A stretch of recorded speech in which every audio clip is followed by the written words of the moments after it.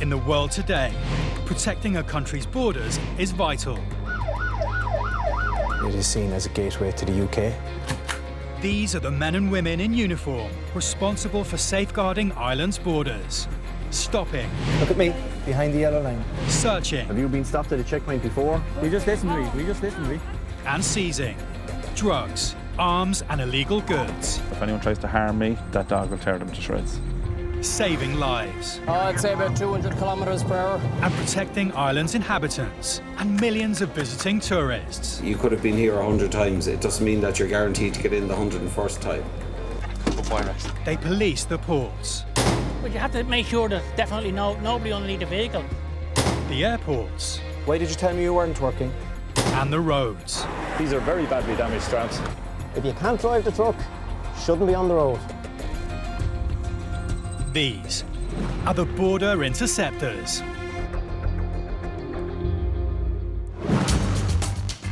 Coming up, a failed former asylum seeker returns to Ireland. But will immigration officers let her in this time? When were you here? 2003. A checkpoint outside Dublin has the traffic cops seizing illegal vehicles off the road. There's too many things wrong with it. And problems with a passport risk a passenger's entry to Ireland. I can't find anywhere to land the stamp. I think it's stamp.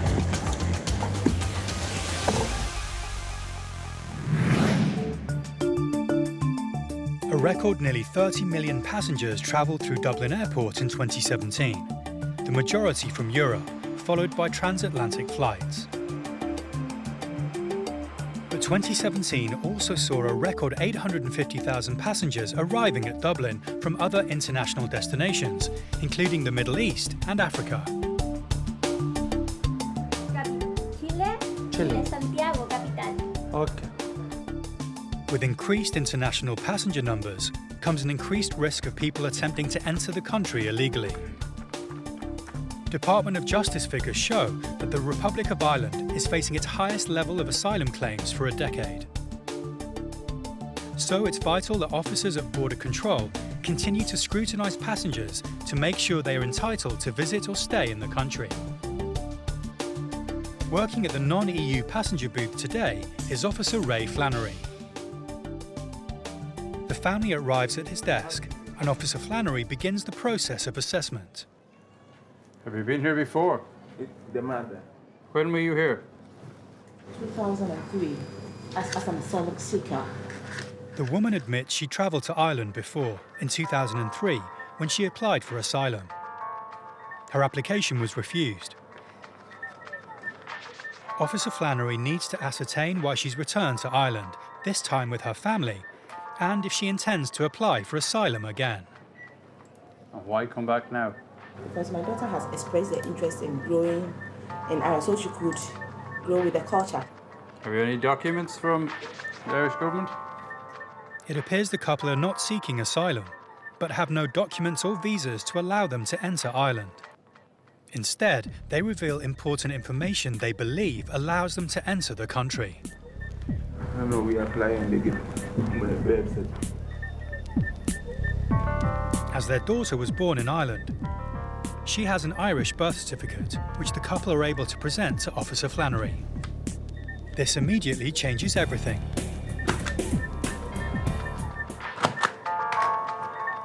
Born before the 1st of January 2005, their child is an Irish citizen and entitled to be in the country. Yeah, stand right back to the wall. And as her legal guardians, her parents are also allowed to enter the country. Officer Flannery processes them.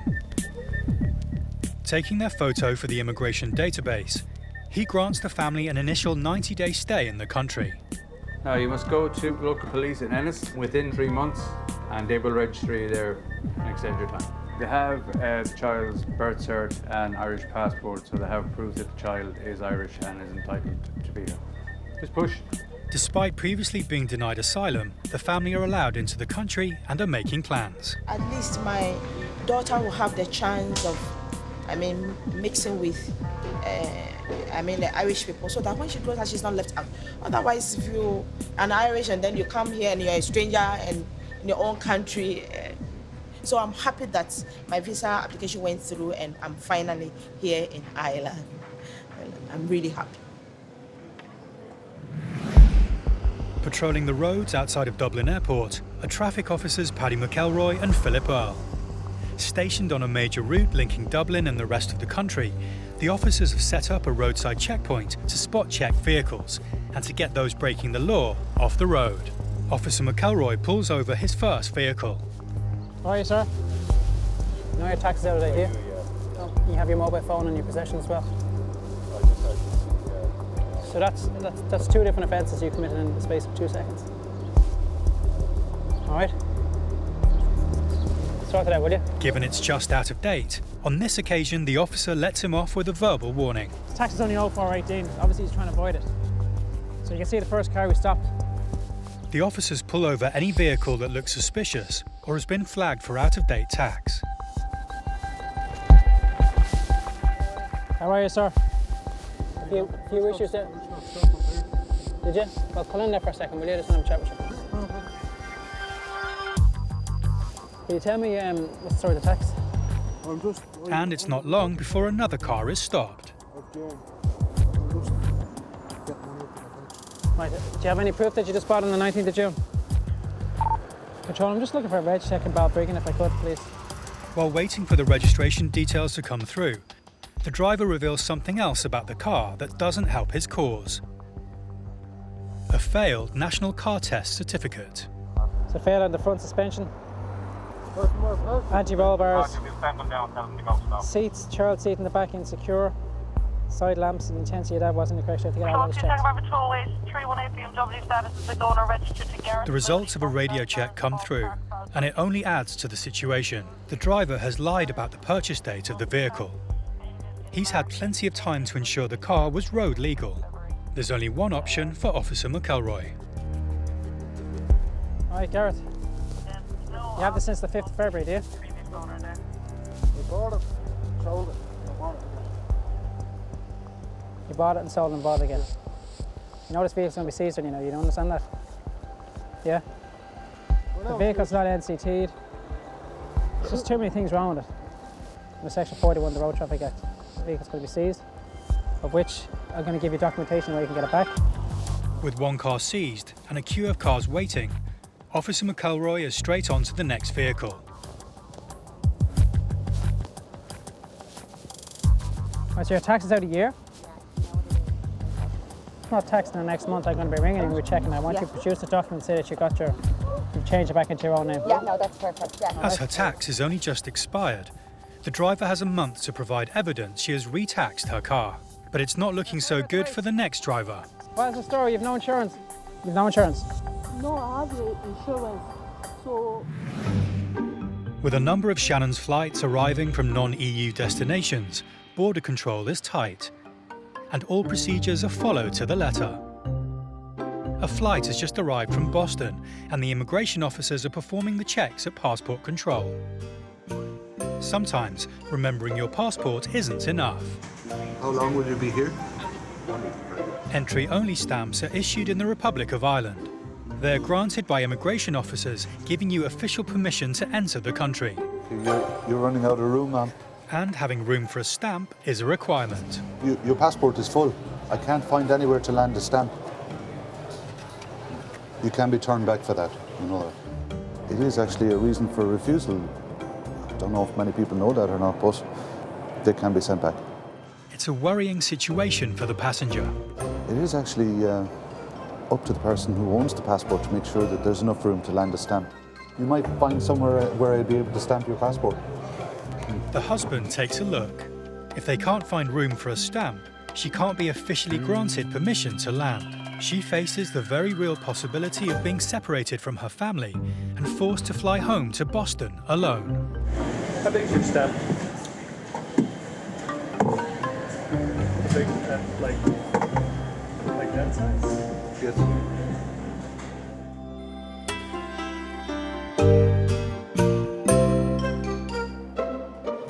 I'm going to try and find some corner of your passport to do that. The officer makes his decision. But there are other jurisdictions that wouldn't accept this, you know. Thanks very much. You're going to run into trouble eventually, you know. If a stamp can't be landed by an immigration officer, not just in this jurisdiction, but probably pretty much in every other jurisdiction, they can be sent back. She's free to enter the country on this occasion, but she might not be so lucky next time. Last time they told me to get more pages, but I didn't do it. Just time to get a new one. I'd welcome smaller stamps for a standard passport. People are travelling a lot more these days, going in and out of countries that don't have visa waiver programs, so I think it'd be probably helpful. He said, you need to get it fixed, and we could see what we should see. Operating a roadside checkpoint on the outskirts of Dublin, officers McElroy and Earl are stopping and seizing vehicles that shouldn't be on the road.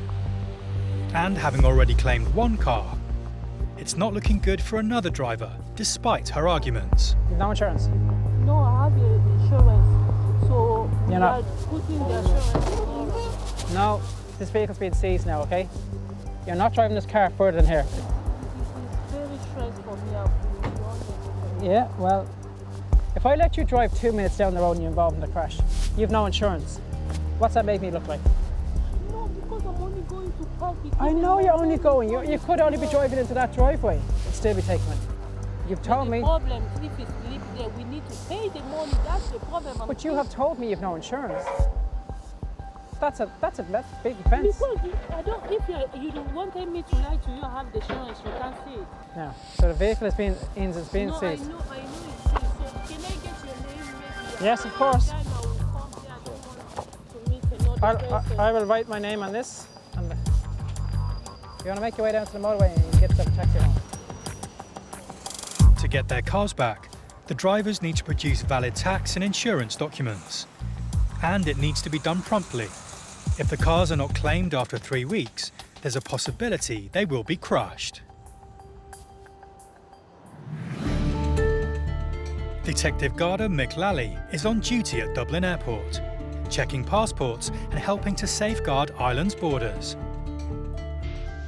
The next visitor in line is an American lady who has arrived to work with the charity looking after elderly people.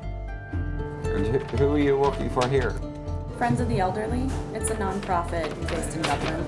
Where is it? On 25 Bolton Street. And do you have a date for return home?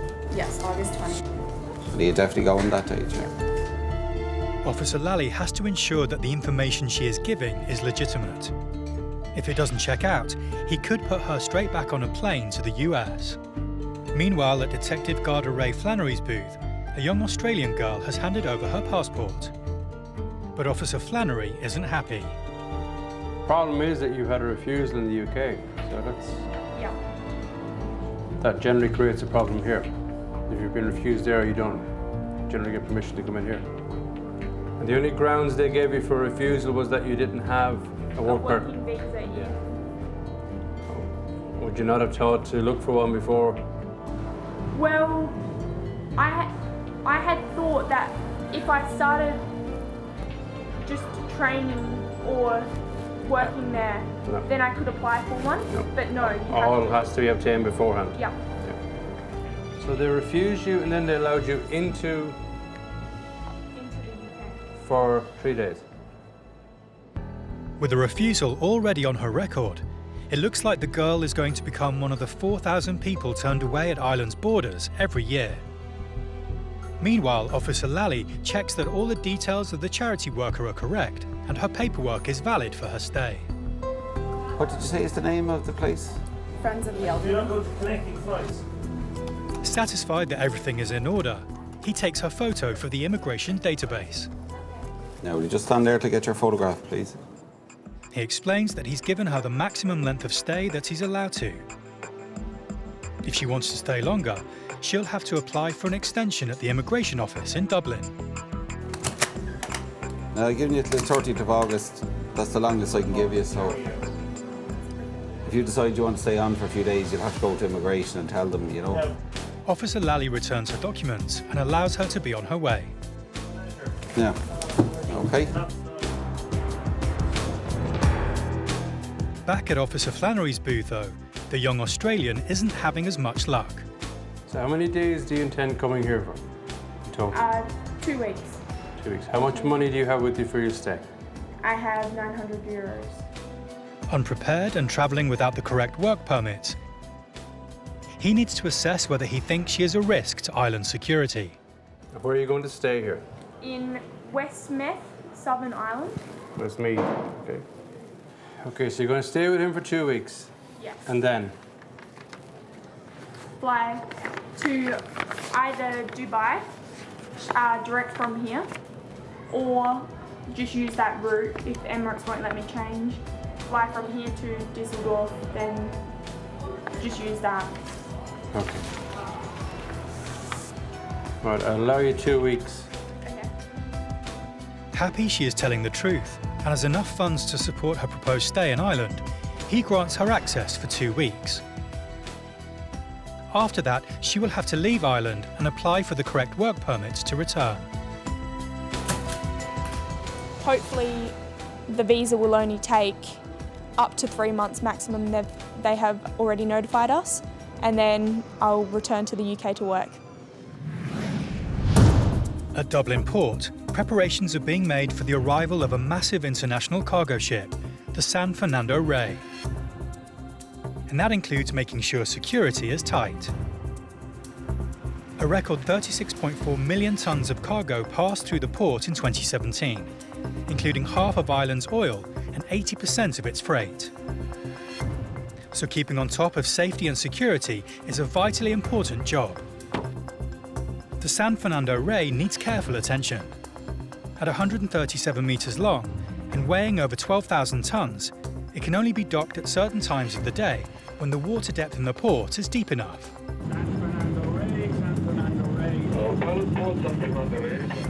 A member of the port's team, known as a pilot, has headed out to the cargo ship to oversee docking the vessel. Safety is paramount. With a boat this big, an accident would be hugely dangerous. With his knowledge of the port, the pilot ensures the ship can safely dock. His presence is a requirement for all large commercial vessels arriving at the port.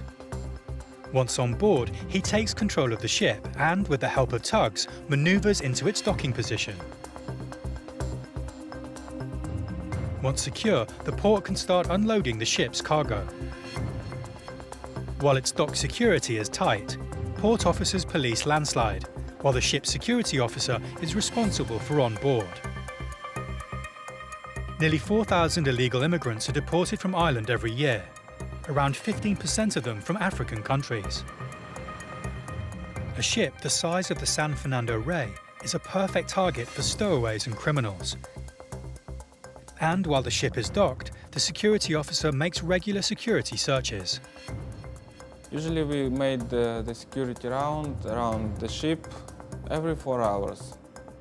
When I'm making a ship search, I'm looking for persons which I've never seen and maybe some strange or unknown, for me, unknown objects. On this occasion, the security search turns up nothing. But he'll need to remain vigilant until the ship finally leaves Dublin port. Roadside checks have become a vital tool in the Road Safety Authority's battle against unroadworthy vehicles. Right, thank you. Bye-bye. Officer Liam Lawler is manning a roadside checkpoint. This trailer is going to need further investigation. You have no number plate, no brake lights, and no right indicator. Yeah, but when I go, it was working, you know what I mean? Are you Polish? Oh, Slovak. Slovak. Being part of the EU, driving on a Slovakian licence is perfectly legal. But breaking Irish traffic laws is not. Okay, you don't have a licence to pull a trailer because this trailer has a maximum authorised mass of 2,700 kilos. You don't have the category here to pull the trailer, which is BE. Ah, yeah, okay. But you don't have that. Yeah, I have. Yeah, this is a car licence. Yeah, but I did this 96. I pay a course for that in Slovakia that I can pull the trailer. It clearly shows here the EB licence, or BE, which is the same thing, car and trailer, which you don't have. Yeah, this 96 means that I can pull any trailer to the size of 4.5 tons. but you don't have the actual category license to pull a trailer at all, according to this. Well, there was a few things. The trailer didn't have proper brakes. There was no number plate, no brake lights, no indicator on the right. But the real issue was the license. He had a code 96 from Slovakia. Now, I don't understand the codes because obviously if there's 96 codes, he wouldn't remember them. But what it basically said was that he could pull a trailer up to a certain weight, which was 4,250 kilos, without what we would call a trailer license, which doesn't make sense. This trailer's too heavy for the truck, and Officer Lawler believes the driver hasn't even got the necessary license to pull it. Yeah, I know. That's why I did this license. And your van, I think, is 3,500 kilos, is that right? Yeah. A design weight? Yeah. So it needs... Yeah, but that's why I did the license for pulling the trailer. No, you didn't. Officer Lawler is suspicious. I can prove it. Where did you do your test? In Slovakia. How long are you in Ireland? I'm 15 years. I bought home caravan and that's why I did this special license. You just went back to Slovakia for the purpose of getting this class on your license? Yeah. And why didn't you do your test here if you're here 15 years? I don't know. Whatever has happened, you still didn't get your category on your license here, BE. You did the test with the trailer? No. In Slovakia, if you want to have a caravan or any trailer, you don't need to do any test. Just extend your license. Without any test? Yeah. It doesn't make sense. He's saying that he didn't do the test, he just did a theory test, and he was able to get this extension on his license to pull a trailer. Now here we have a different system where if you want to pull that size of trailer, you have to do a test. So I need to look into it more. Officer Lawler discusses it further with his colleague from the RSA. They have the power to pull the vehicle off the road if necessary. I'm finished. Just get the trailer fixed. So. This driver will have to get his trailer fixed. The Garda and RSA have his number.